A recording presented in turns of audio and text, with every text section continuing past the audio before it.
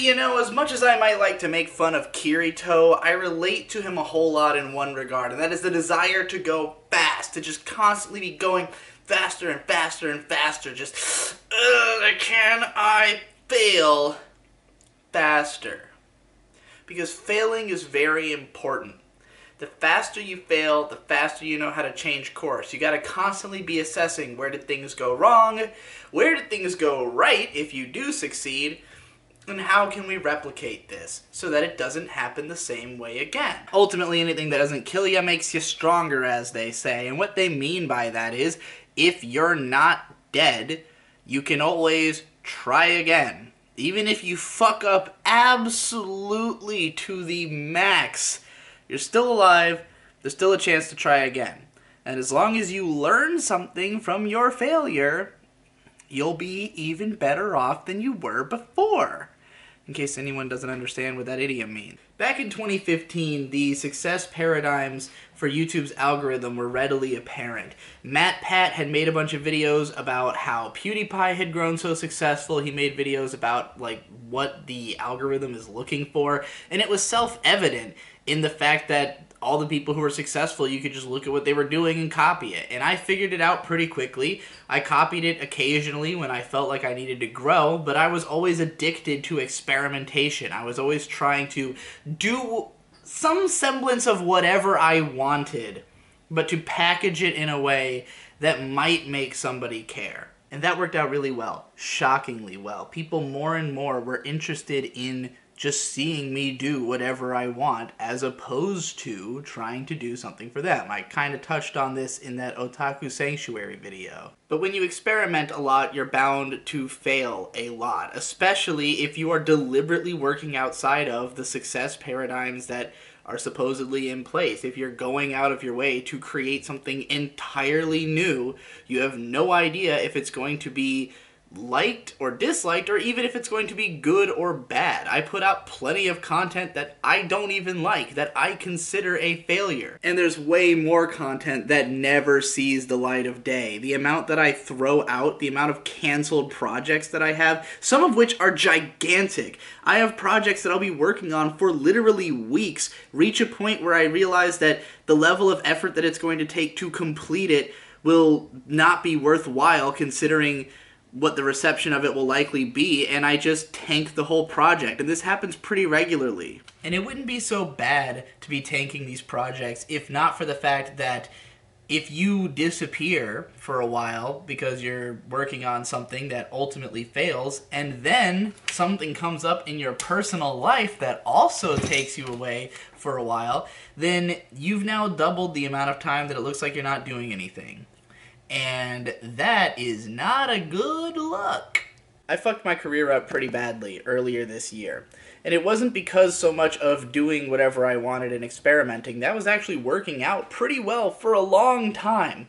The only problem is that as the experiments went on, there were always some people who didn't like the way things were going, and gradually I would cycle through patrons or fans. Sometimes I'd lose subscribers, sometimes I'd gain. It all depended on the individual project. But then there came a point where I decided to work on this big, huge monument to my ego and desire to create the ultimate, super unique, super no one else could ever do this or have this idea. It's gonna be the ultimate thing, how they marketed. A series which was only going to be able to work because I was going to market the series. To tie this into anime, let's say that you're making an isekai show. Your show is going to sell itself on the basis of it's an isekai show. People will just automatically watch it because they understand what it is right away and whether or not they're interested in, and a lot of people are interested in isekai. So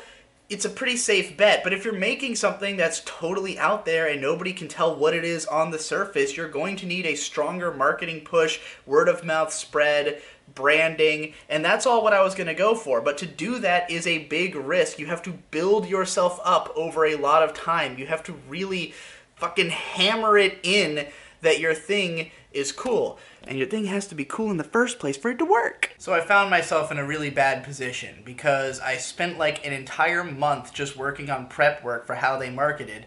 And then I spent the next month trying to move to Boston. In this period of 2 months where not that much was coming out on my channels, I started bleeding patrons. And this was happening right as I was moving into a place that was a lot more expensive, because up until this point, I had been in such amazing financial grace where I could basically do whatever I want because I was living so far below my means. Suddenly, my means were way lower, and yet my financial responsibilities were much higher. How does one reconcile a problem like that? Make stuff that's for everybody. Forget about this fucking weird, risky shit that's gonna take months to make eventuate into something that people will actually care about or that will fulfill its promise and people will get what your vision is. Let's do something that's immediate, easy to understand, and going to sell. So I'd made this video announcing my intentions to try to reach 1 million subscribers by the end of the year. And in order to do this, my plan was to talk about big popular shows by demand. I told my fans, go vote in the comments what shows you want me to cover, and whatever gets the most likes, I will go and cover those shows, thinking, surely, if I just give people what they want, they'll be happy, right? So the first one I chose was Land of the Lustrous. And this video didn't really do all that well. It didn't perform to my expectations. Now I quickly realized that this is for 2 very good reasons. 1, the show is not really relevant anymore, and 2, my video is short and pointed. I only talked about whatever I found the most unique or the most interesting about the show to me. I didn't do like a long, expansive thing on it, which at this point, with this much distance from the show and enough other people having talked about it already, is the only thing that would have really had a lot of value to a lot of people. I didn't assess this, and therefore the video was not very successful. So then I had to reassess and think, okay, well, what do people really want if they don't just want me to talk about the show? So I thought, okay, what people really want from me is big, long videos. And this is what my patrons were telling me a lot. They were like, hey, we don't want the 5-minute Cliff Notes version. We just want to sit down with a big, meaty fucking steak of a video. And I was like, all right, I'll get back to the old your anime sucks, big brutal takedown style, watch all of Shinsekai Yori. And the only reason I chose that show is that it's one that I legitimately had a passionate hatred for. I didn't want to just meme it up and shit on whatever flavor of the week show I would have the same things to say about as I had to say about the Asterisk War. I wanted it to be a show with unique problems. So I tackled that, sent the script over to Devu, and then I went, well, from here, let's talk about some popular shows. So I go over to Mal and I look at the shows that are the most historically popular, the ones that are like in the actual most popular tab, and I notice Steins Gate. I'm like, I can say something about Steins Gate. So we start watching it and I start coming up with all these theories about the show that I wanted to share, but then I thought this stuff is even more applicable to No Game, No Life. What if we made it a series where we start there, go through Steins Gate, then go through Oreimo? All of these are really popular shows, so I go watch No Game, No Life. I love it. I write a big thing on it, 20-minute video, thinking, all right, we've done it. Big popular show, big long video, everyone's gonna love it. Underperforms. Well, shit. What happened? What went wrong? Well, probably the problem is that No Game, No Life aired 4 fucking years ago and no one's really got it on their minds right now. Just because the show is extremely popular doesn't mean people will just watch any video about it.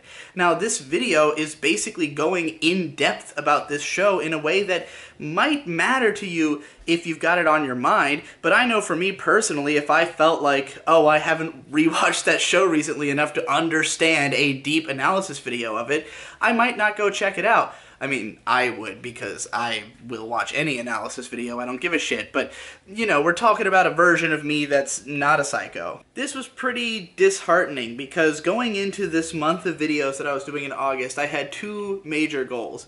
One was to experiment and try to find different video styles that would still make sense without being the kind of boring, rote, by the books, I just throw footage into an editor and the video's done kind of stuff. Stuff that could be done fast and stuff that could be done fun. So with the My Hero Academia video that kicked off the month, it was all about like, hey, what's the most unique way I can film this that will be fun for me to actually create? And that's how I went about it. I also thought My Hero Academia would be automatic views because big relevant show, but the title game wasn't that on point, the thumbnail game wasn't that on point, and more importantly, it just wasn't a super unique take on My Hero Academia that would draw people's attention. Everyone's got a My Hero Academia video. You can't win them over just by writing, you know, some regular ass shit about the show, especially when you're not actually watching it. So all I'm planning to do for this month is grind away at all these experimental videos that I'm not expecting to really get that many views while I work on the big guns in the background. No Game, No Life, Steins Gate, or Emo. These are the ones I have planned while Devu works on the Shinsekai Yori video, except that the No Game, No Life video comes out, doesn't perform that well. Turns out I kind of used a lot of the things I wanted to say about Steins Gate in that video, and it would make more sense to talk about Steins Gate after Steins Gate 0, which is actually relevant, is concluded, compare the two shows, and make a big comparison video, which people will be interested in when the time comes, and that's why I'm going to do that. And Emo can come later, I guess. So on one of these days, I'm just like making a finish or fail full dive, and I was going to try to expand on that series, edit it a little bit differently, try to make it something a little bit more exciting, and my video just wasn't coming out very good. I was like, this is kind of shit, I'm gonna throw it away. And I just look over to my fiance and I say, what should I make a video about? And she's like, why not make a video about this Crunchyroll controversy that's going on right now? And I'm like, alright, maybe I'll just pour out all of my complaints about Crunchyroll into one short video. That'll be fun.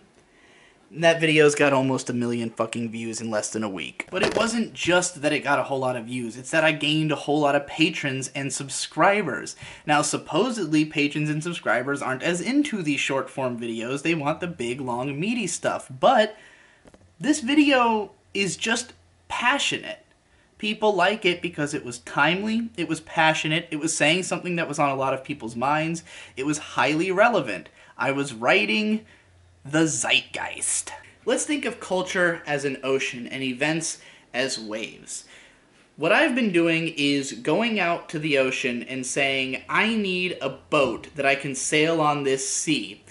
In between me going back to my private beach in the back of my mind where I surf on my own waves of passion of whatever I happen to be interested in. Most YouTubers have a boat. Jeff Thu, Mother's Basement's got a yacht.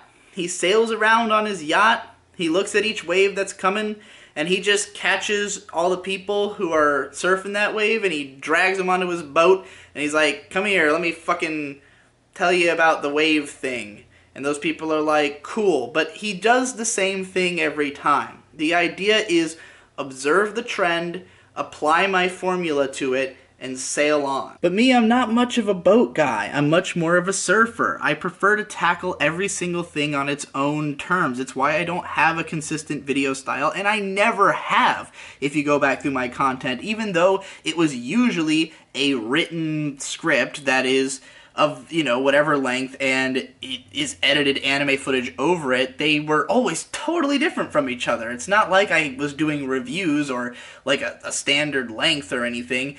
It's just whatever piqued my interest. Yet, I wasn't going that far with it because I thought these things have to be at least somewhat normal or else people aren't going to care. But it's not about the boat, it's about the wave. There's 1 million yachts out there. Nobody's impressed by your yacht. They're impressed by what you do with your yacht. If you sail your yacht through the waves that everyone's currently riding, then you're gonna have some people come and see your yacht. They might not really even, like, care enough to take a picture with it. This metaphor is getting fucking extended as shit. But the point is that what I needed to do was not to try and build a boat to sail this ocean. I just needed to take my surfboard that I was already using to surf the waves on my private beach and use it to perform kick-ass tricks off of those motherfucking waves. And that is exactly what that Crunchyroll video is. There was this big wave coming, and some people were just sailing boats through it, doing the typical content that anybody would come up with on YouTube, and I took my surfboard of my personality, my unique way of approaching YouTube content, and I surfed the wave, did a big-ass flip off of it, and a bunch of people went, wow, cool flip, dude. And then I kept, you know, riding through the tunnel of that wave for a few days because the wave was still going and it was still a kick-ass wave and I was still performing some sick tricks. And that's ultimately what I've come to appreciate about this month.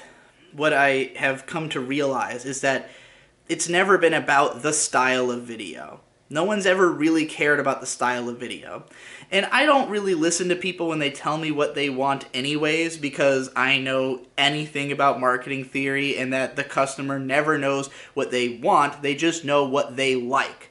They can look at what they like and identify what they like, but they don't necessarily, and even if they know why they like it, they don't necessarily know what they want, because you can't know what you want until it's been created. Go read about the whole sauce theory. This is common shit that everyone knows, and yet nobody seems to apply it to their fucking everyday thinking. I don't know why. So if you watched Rebuild of Digibroleon, you may have gotten the impression that what I'm going to be doing going forward is just big videos with a little bit, like, more frequency about whatever happens to be popular. And that's not what I'm going to do now. What I'm really going to do is I'm going to ride the waves.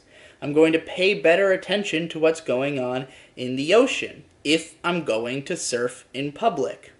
After all, my private beach is pretty much invite only. It's not like I'm, gonna invite a bunch of people to my private beach. This fucking metaphor, I can't do this anymore. The point is that whatever is the zeitgeist is what I'm going to attempt to surf. And I'm going to do the tricks that I know how to do, however I know how to do them. I forgot that this was the failing as fast as possible video. Whatever, this is reflections on a month of doing videos. This is the conclusions I've come away with. I think I've made my point. See you in September!